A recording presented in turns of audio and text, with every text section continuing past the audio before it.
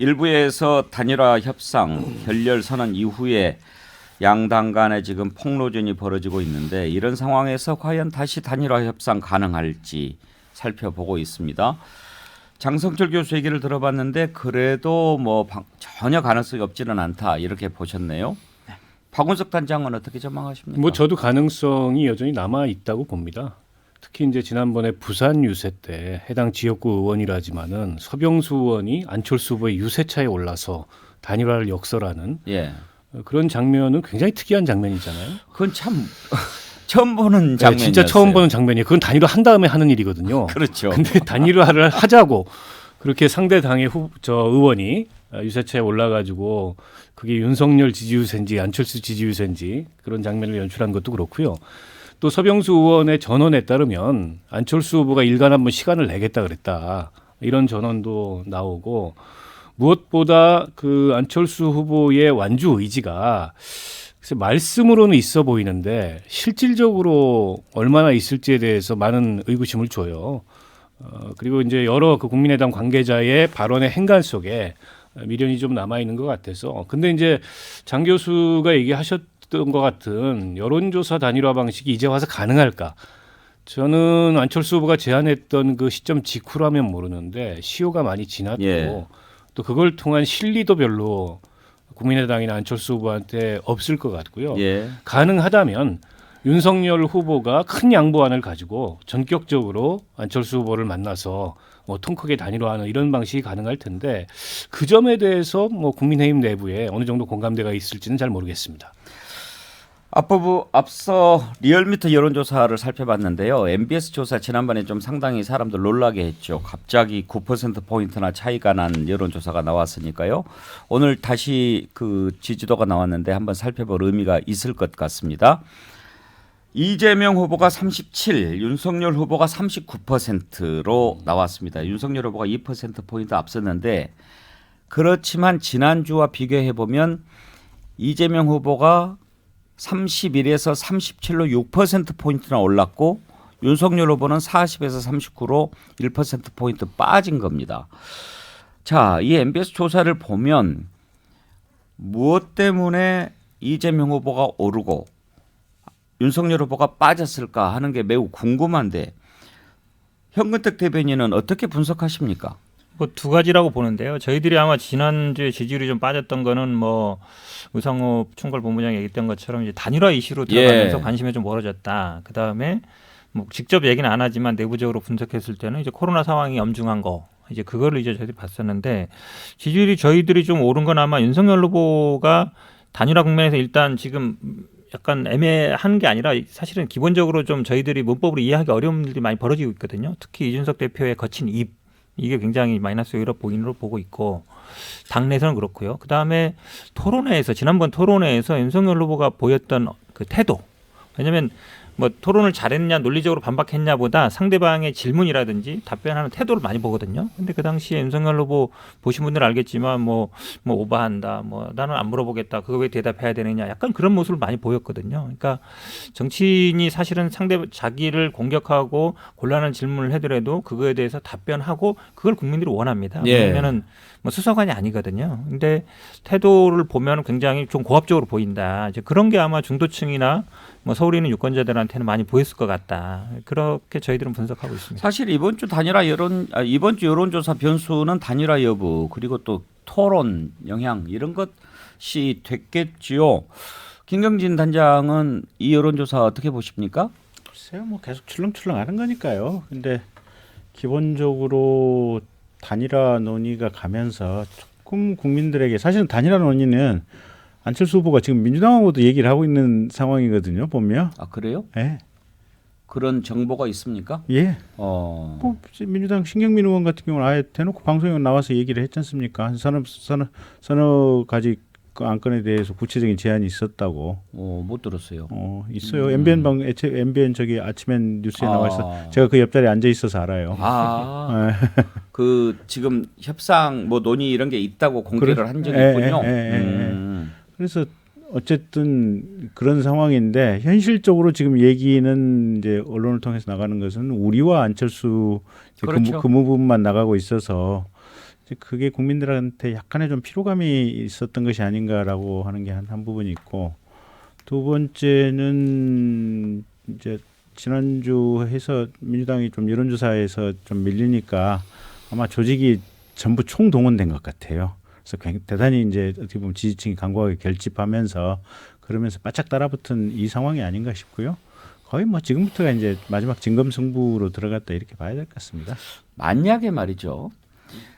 이제 어떻게 될지 모르겠습니다만은 윤석열 후보와 안철수 후보가 단일화했을 경우, 그리고 또 이제 가정이죠. 이재명 후보와 안철수 후보가 단일화했을 경우 지지율에 얼마나 도움이 될까요? 그러니까 이재명 후보하고 단일화해도 이재명 후보가 한 플러스 2% 정도, 우리와 단일화해도 우리 윤석열 후보가 플러스 2% 정도.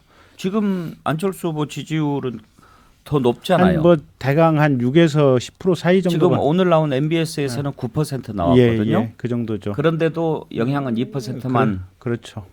나머지는 그대로 따라가지는 않을 이게 거다. 공고한 양당을 싫어하는 예. 정말 3당이 필요하다고 생각을 해서 안철수를 지지하는 사람들도 있고, 그다음에 지금 현재 안철수 지지 세력을 이렇게 분석을 해보면 보수 진영 정권 교체는 해야 되는데 윤석열이 싫어서 못하겠다 이런 분들도 있고, 진보 진영에 가까운 후보를 찍어야 되는데 이재명은 도저히 아니다. 예. 이런 분들이 있어서 이런 분들은 단일화를 한다고 해서 각각의 큰 의미가 될 수가 없거든요. 그러니까 오히려 단일화를 했을 때는 가장 큰 수혜자는 정의당의 심상정 후보가 될 가능성이 매우 높지 않나. 심상정 후보가 네, 실질적으로는요. 지금 오늘 MBS 조사는 안철수 후보가 9, 심상정 후보가 3% 나왔거든요. 심상정 후보가 왜 도움을 볼까요? 3세력을 바라는 사람들. 아. 그다음에 나는 진보지만 이재명을 찍을 수 없다. 난 보수지만 윤석열을 찍을 수 없다. 이 사람들 같은 경우는 그래도 심상정 선택 가능성이 높아지는 거죠. 박원석 단장님 앞에 계셔가지고 이렇게 칭찬해 주신 거 아닌가요? 아니요. 이게 칭찬입니까? 아닌지 지지율 올라갈 거라고 하는 거 아니에요? 아니 실제로 네. 그 호남의 안철수 후보 지지층 같은 경우에 그거는 국민의힘이 아니고 반국민의힘이고 비민주당이 이런 지지층들이 있어요. 이제 그런 분들 같은 경우 이제 표가 갈 데가 없는 거예요. 그래서 그런 분들의 지지율이 심상정 후보로 많이 유입될 것으로 예. 여론조사 예측치가 나옵니다. 물론 여론조사마다 조금씩 다르지만, 그래서 저는 이제 그럴 경우에 이제 이재명 후보 같은 경우에 만약에 안철수 후보하고 단일화를 하면 가장 큰 이점은 지지율보다 이 정권 심판 구도를 이완시키는 거예요. 그걸 사실상 해체시키는 예. 게 형해화시키는 게 가장 큰 이득이고, 반면에 윤석열 후보하고 안철수 후보가 단일화가 되게 되면 정권 심판 구도가 아주 공고해지는 거죠. 이재명 후보로서는 그걸 넘기가 굉장히 버거울 거고, 그래서 지지율이 얼마나 이동하는가 보다도 선거 막판에 구도가 어떻게 변하느냐, 이게 핵심일 것 같습니다. 단일화 이 정도 합시다. 우리 국민들 피곤해 하시는데. 하나만 더 말씀드리면 예. 안 될까요? 그러니까 정권 심판론 구도 중요한 말씀하셨는데 오늘 MBS 여론조사를 보면은 정권 심판론이 50이 깨졌어요. 그랬어요? 지금 49%가 나왔고 음. 정권 재창출론이 41%가 나왔거든요. 상당히 좁혀졌다라는 생각이 듭니다. 예. 그래서 이 단일화 이슈가 결국에는 박원석 단장님 말씀하신 것처럼 이 구도 자체를 좀 변화시킨 또 하나의 지표가 됐다라고 보여집니다. 그것도 의미가 있네요. 네. 자, 호남 민심, 호남 표심을 한번 좀 짚어보죠. 어제 이재명 후보는 충청권, 그러니까 이제 처가 쪽이죠. 내가 충청의 사위다 이렇게 얘기하면서 충청을 찾았고, 윤석열 후보가 호남을 찾았습니다. 윤석열 후보가 지금 호남을 찾은 게 7번째라고 하는데, 눈에 띄는 게 신안군 하이도에 있는 김대중 전 대통령 생가를 찾아갔습니다. 야당의 대선 후보가, 그러니까 보수정당의 대선 후보가 김대중 전 대통령 생가를 찾은 것은 처음 있는 일이죠. 과연 호남이 움직일 수 있을까? 어느 정도나 움직일 것으로 기대하는지 참 궁금합니다. 김경진 단장 어제 같이 갔다 오셨다고요? 예, 수행하고 왔습니다. 배 타고 한 1시간 반 들어갑니까? 1시간 한 20분 정도 가죠. 그렇군요. 예. 배는 탈만 하던가요? 배 그냥 탈만합니다. 그래서 예. 이제 다행히 이게 배 자체보다도 사실은 풍랑, 바람에 의해서 이제 많이 이게 파도가 너울이 있을 때, 근데 어제 다행히 그렇게 파도가 높지 않았어요. 전기 여객선이 있나요? 예, 있습니다. 그래서 그제는 바람 많이 불고 파도가 많았다는데 어제는 다행히 해서 딱 잘 다녀왔고요. 예. 하늘도 맑았고 두루두루 다 좋았습니다. 거기 하이도 주민들이 다 오셨을 거 아니에요. 아니죠. 이제 농사 준비하시고 바쁘시죠. 그래도 하이도 큰 섬이에요.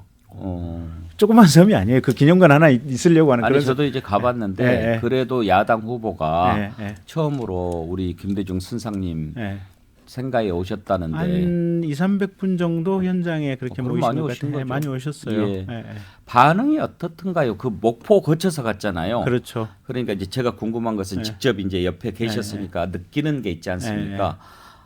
광주 가고 목포 가고 흑산도 갔을 때 뭐 들어왔어? 뭐 이런 분위기인지 뭐 이런 분위기인지 매번 더 뜨거워지고 있죠. 그러니까 목포역 앞에서도 어제 한 3~4천 명 모였던 것 같아요. 물론 이제 전남 도당 안에서 이제 가령 뭐 고흥이라든지 여수라든지 이쪽에서 오신 분들도 계시긴 하지만 어쨌든 목포역 앞 유세에서 한 3~4천 명 어마어마한 숫자가 지금 모여서 유세를 했고요. 그다음에 하이도에서도 한 200~300분 정도 오셨으니까 대단히 많이 왔다라고 지금 보여지고 예. 호남 안에서는 이게 변화를 좀 줘야 되겠다. 대놓고 윤석열 지지한다. 이런 숫자가 많이 늘어나고 있어요, 보면. 그래서 호남의 변화가 지금 피부로 느껴지는 대목이다. 그러니까 매번 후보가 한번 유세를 하고 또 지역 방문을 하고 지나갈 때마다 그 효과는 확실히 나는 것 같습니다. 그래요. 네. 30%까지 기대합니까? 예. 더 나올 수도 있다고 저는 보는데. 그래요. 네. 그 정도로 민주당 긴장되겠는데요? 긴장됐죠. 왜냐하면 지금 윤석열 후보나 이준석 대표가 계속 열차만 하고 계속 호남 뭐 쇼핑몰 얘기하고 호남에 계속 공을 들이는 건 결국은 상대 진영의 표를 뺏어오면 그게 득표되는 거잖아요. 이제 그 작전인 건 저희들도 충분히 알고 있는데 뭐 윤석열 후보도 계속 어쨌든 근데 이제 호남에 가서지는 민주당이 김대중 정신에 반하고 오히려 본인이 맞다. 저는 그 메시지는 좀 잘못됐다고 봅니다. 왜 그러냐면 민주당 하면 김대중 대통령이 만든 정당이고 그걸 잊고 있거든요. 그러니까 지금의 민주당이 오히려 거기서 벗어났다는 소구는 잘 안 먹힐 거다. 근데 지난번처럼 약간 소외됐다. 경제 발전이 안 됐다. 쇼핑몰 왜 안 만드냐. 그런 거는 소구력이 있거든요. 그래서 왜냐하면 김대중 대통령 지금 계속 김대중 정신을 잇는다고 얘기하는데 사실 김대중 대통령이 가장 큰 피해를 입었던 거는 호남이라는 것도 있지만 빨갱이다. 그게 가장 컸거든요. 그거 극복하는데 30년, 40년 걸린 건데 지금 윤석열 후보는 뭐 민주당 보고 뭐 공산주의다, 전체주의다, 파시스트다, 뭐 좌파 이념 계속 이러고 있거든요. 그러니까 잘 안 맞는 거예요. 그래서 저는 그 메시지는 좀 문제가 있다라고 말씀드리고 싶습니다. 호남 민심의 변화가 사실 이번에 주목되는 부분인데 실제로 그렇게 큰 변화가 있을지는 까봐야 되는 게 이재명 후보 지지율이 그전에 비해서 높지 않은 건 사실이에요. 근데 지금 현재 나오는 지지율이 그렇다고 해서 윤석열 후보한테 그렇게 높은 건 아니잖아요. 그러니까 이제 저거예요. 딱 보면 마지막 투표까지 갈 수 있는 그러니까 이게 물이 끓고 있는데 사실은 99도에서 100도 이 비등점을 넘어야 되잖아요. 예. 보면 요 비등점 근처까지 가고 있는 거예요. 그러면 저희로서는 이 비등점을 넘기는 게 관건이에요. 보면 지금 대체로 우리가 이제 호남을 얘기할 때 전략적 투표를 얘기를 하지 않습니까? 그러면 이제 그 전략적인 투표라고 하는 게 과연 이번에 어떤 형태로 나타날 거냐. 전략적 투표를 하는 것은 이제 상수로 두고 그랬을 때 이른바 샤이 이재명 그러니까 이낙연 후보에 대한 그런 부분도 남아 있고 또 이재명 후보 개인에 대한 생각도 있고 해서 지지율이 그렇게 안 나오지만 결국은 그 표가 어디 가겠느냐. 마지막에 또 몰표로 이재명 후보한테 나타날 것이다라는 게 하나 있고 또 하나는 지금 이렇게 공을 들이니까 이번에 전략적으로 놀라운 지지를 보여줘서 그야말로 국민 통합이었던 모습을 보여주는 형태로 나타날 것이냐. 이제 또 한 가지는 혐오 이런 것에 빠져서 투표를 안 하는 쪽으로 갈 수도 있는 거지만 이제 국민의힘이 기대하는 것은 두 번째 그런 경우 아니겠습니까? 일단 지금 20대, 30대 젊은 층들 같은 경우는 굉장히 논리적이에요. 로지컬해요. 근데 조국 사태라든지 대장동 사건 또 성남 FC 사건 이게 분석하는 기사를 보고 이분들은 평가를 하잖아요. 보면. 그러면 그런 과정 프로세스 속에서 20대, 30대가 윤석열 후보에 대한 지지가 높은 것은 당연히 예상되는 결과예요. 보면. 그리고 실제 여론조사를 해보면 그 세대가 윤석열 후보의 지지를 견인하고 있는 것도 맞고요. 그다음에 이제 두 번째는 과거 같은 경우는 광주를 코어로 해서 광주, 그다음에 전남, 전북, 이 호남이 이제 어떻게 보면 한 방향성의 열기를 만들어내서 이게 수도권으로 거꾸로 올라와서 수도권에 있는 호남 출향민들이 한 방향성의 투표를 하거든요. 근데 마찬가지로 조국 사건이라든지 대장동 사건이라든지 이런 것들을 겪어보면서 호남 안에서도 이게 한 방향성이 안 나와요. 특히 이게 뭐 성남 FC, 대장동, 백현동 뭐 이런 것들이 실은 이낙연 캠프에서 나왔던 얘기들이에요. 우리 뭐 윤석열 캠프에서 먼저 했던 얘기가 아니에요, 보면. 그렇기 때문에 이미 호남 안에서는 그 부분에 대한 평가가 있는 상태에서 수도권에 있는 호남 출향민들이 야, 이번에는 국민들의 마음이 아닌 것 같다. 지난번 서울시장 재보궐선거 때부터. 그래서 거꾸로 수도권에 있는 호남 출향민들이 이번에는 정권 교체해야겠다라고 하는 그 의지가 광주로 들어가고 호남으로 들어가는 것 같아요. 저는 좀 뭐 반박을 안 할 수 없는데요. 그러니까 아까 말씀드린 이제 MBS 조사도 보면 사실은 두 가지. 그러니까 윤석열 후보는 호남에서 하락하고 또 서울에서 하락하고 이재명 후보는 서울에서 오르고 호남에서 오르고 그게 결국은 민심이 연동돼 있는 건 맞습니다. 저희들이 뭐 호남이랑 서울이 연동돼 있다는 얘기를 많이 하지 않습니까? 물론 시차는 뭐 한 일주일 있다 그러는데 결국은 저는 아마 호남 분들도 전략적 투표에 결국은 당선 가능성이거든요. 될 것 같냐? 그게 굉장히 중요합니다. 내가 투표를 했는데 안 될 것 같으면 투표를 포기하거나 아니면 뭐 다른 후보를 찍는 게 있는데 결국은 내가 투표를 했을 때 이 사람이 될 것 같다. 그러면은 결국은 투표 적극적으로 하게 돼 있거든요. 근데 그거를 보여주는 게 결국 전국 여론조사입니다. 근데 주요한 여론조사 최근에 추신을 보면 알겠지만 지난 일주일 사이에 추세로는 다 좁혀졌습니다. 거의 뭐 한 1%, 2% 저희들이 앞서는 것도 있고요. 그전에는 없었던 현상이거든요. 그러면 투표율은 올라갈 것이고 호남에 있는 분들도 아 내가 지지를 했을 때 될 수 있겠다. 이런 자신감 가질 수 있어서 저는 뭐 지금 여론조사보다는 저희 후보가 더 받을 것으로 예상하고 있습니다. 예. 당선 가능성이 표심으로 움직인다 그 말씀도 일리가 있는데 사실 그전에 호남의 투표 성향을 보면 당선 가능성이 높아서 이렇게 전략적인 투표를 한다기보다는 정말 이 사람은 돼야 된다라고 하는 것이 더 표심을 많이 좌우했다고 봅니다. 얼마나 전략적인 투표를 했냐면요. 제 기억에 그전에 박근혜 대통령 당선됐을 때 오전 투표율이 호남이 상당히 높았어요. 그러다 보니까 영남에서 오후에 투표율이 갑자기 올라간 겁니다. 호남이 뭉치네 그러면서 올라가서 뭐 꼭 그것 때문에 박근혜 대통령이 되지는 않았겠지만 아무튼 그런 모습을 보였죠. 그 학습 효과가 있어가지고 문재인 대통령 때는 오전에 투표율이 낮았어요.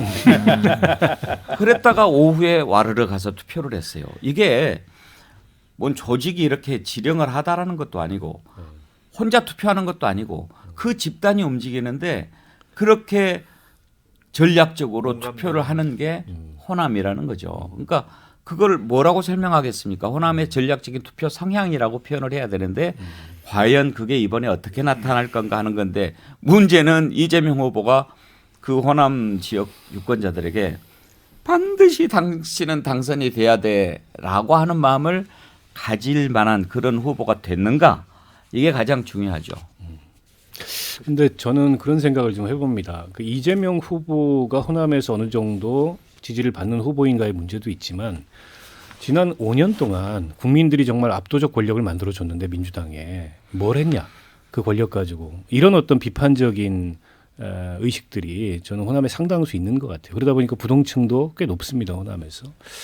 근데 그걸 바꾸지 못하면 국민의힘이 파고들 여지를 굉장히 많이 주고 있는 건데 문제는 윤석열 후보 보시면은 대구 가서는 박정희 찬양하고 호남 오면은 뭐 DJ 정신 계승한다 그러고 그 뭐 호남 주민들이 바보도 아니고 다 보고 있거든요. 그거를. 게다가 김대중 정신이라는 거는 민주주의, 뭐 평화, 인권 또 국민 대통합 이런 것의 정신인데 그런 면모가 전혀 없어요. 지금 국민의힘에도 윤석열 후보에게도.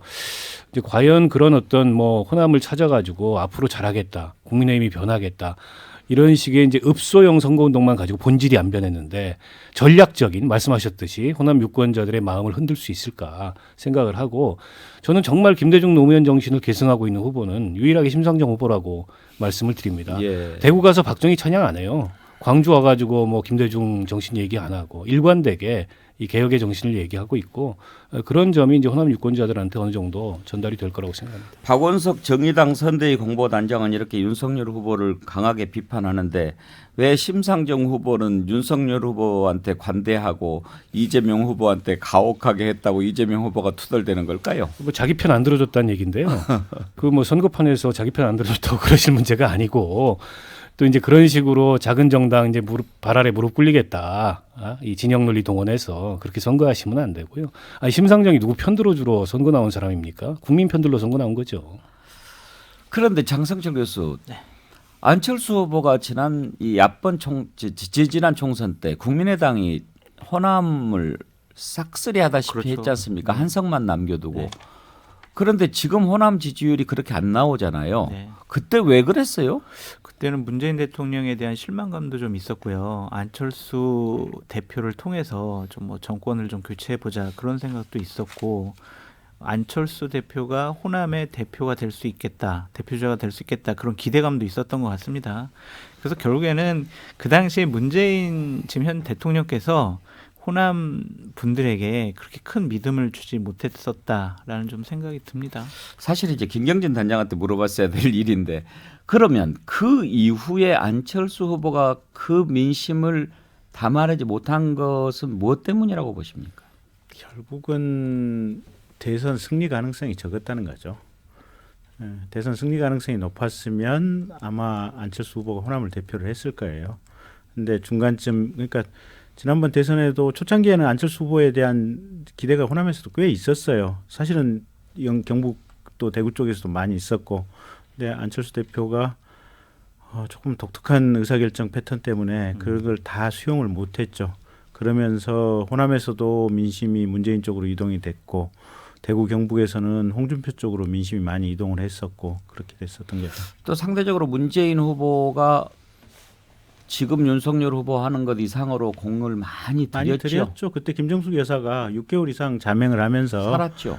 목욕탕 가서 뭐 어르신들 뭐 이렇게 등 밀어드리고 이게 뭐 여기저기 봉사활동하고 다니시고 그런 것들이 굉장히 컸죠. 보면은 진정성인 것 같아요. 지금 이제 윤석열 후보가 7번 찾아갔다고 하는데 그렇게 자주 찾아가는 모습 그런 게 진정성인데 근데 이준석 대표가 흑산도 가서 유세한 것도 진정성이라고 봐야 되나요? 그렇죠. 이제 사람은 그렇게 많이 안 모였는데 어쨌든 흑산공항 문제라든지 사실은 이게 울릉도에 있는 울릉공항은 사실상 완공이 됐거든요 보면. 근데 흑산공항은 계속해서 지금 문재인 정부 때 안 돼가지고 지역에서는 좀 어느 정도 불만이 좀 있어요 보면. 관건은 지금 국민의힘이 그렇게 노력하는 것을 네. 호남에서 선거 앞둔 쇼냐 진정성이 있는 노력이냐 이렇게 판단하는 것에 달려 있다고 봐야 되겠죠. 그렇죠. 네, 오늘 백운계 시사 1번지 여기까지 하겠습니다. 함께해 주신 네 분 패널 감사드립니다. 수고하셨습니다. 수고하셨습니다. 내일 오전 11시에 다시 문을 열겠습니다.